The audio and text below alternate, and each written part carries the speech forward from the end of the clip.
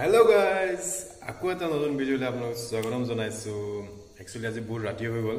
Function এখন চাবলে যাম, মিসিং মানুহবোৰ এনেকা পাতিছে ন, তো তাৰ আমি চাবলে যাম। যি দেখো আপোনাক দেখাই দেখিম। তো ষ্টে টিউন গাইজ। বলক তেতিয়া হলে ভিডিওটো আৰম্ভ কৰো। বলক। তেল অকমান ভৰাই লৈছো আমি এতিয়া। অৰ্জুন দা আমাৰ ইয়াৰ তেল ভৰাই লৈছো।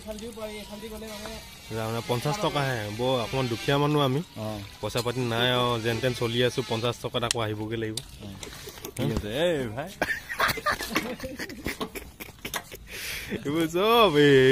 এইটো এটা তোমাকো দেখাই দিয়া উল্টাই